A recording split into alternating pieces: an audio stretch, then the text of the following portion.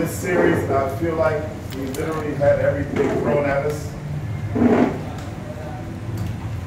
I give a lot of credit to the Talking Text team and the coaching staff, because the coaching staff for Morocco, as well as our players, really had to work hard to get back to the finals again.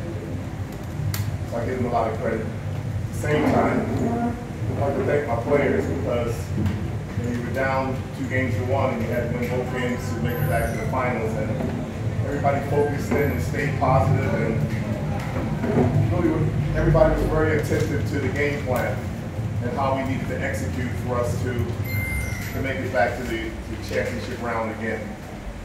And just like it has been the entire conference, our defense is what held up for us.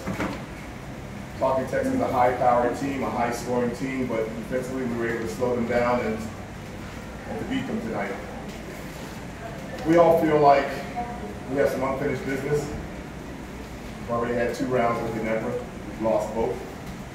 So we're looking forward to the 3rd round, because we want to change things around and come out the victors this time. So that's going to be our focus now. Luckily for us, after this hard grind against Talking Text, we do have a few days off because of the break. But our focus now will be on Ginebra and how we can beat them this 3rd time around.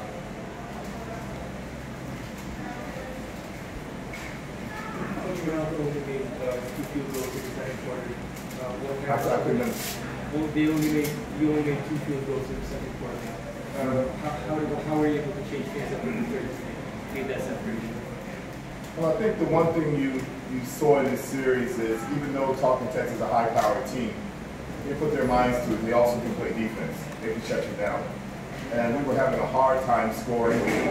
Most of their defense was all centered around Alan Durham, and he wasn't really able to move in the first half, even though he did have 15 points. I don't think he had very many field goals to go with those 15 points. They were mostly coming from the foul line. And what we did in the second half was just to try to open up the floor a little bit. To be quite honest with you, I was trying to save the second half so that they wouldn't adjust to it in the first half or at halftime.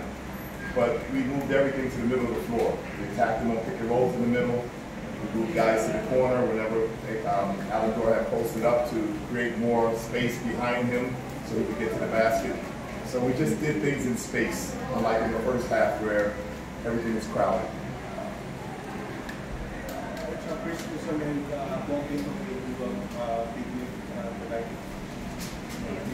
Yeah, not just tonight. I mean, the entire conference. I always say that Chris Newsom is our best all-around player. Defensively, he is our best player. He also is our leading assist guy for the locals. He's also scoring the basketball for us, so he does just about everything we need on the basketball court. And some of those things don't really come up in the stat sheets, but he contributes a lot to the team. Juan Quinto has been a revelation. Like I said before, I was literally shocked when we picked him in the 2nd round. Couldn't believe he was still sitting there. It might be one of the biggest deals ever in the history of the PBA draft.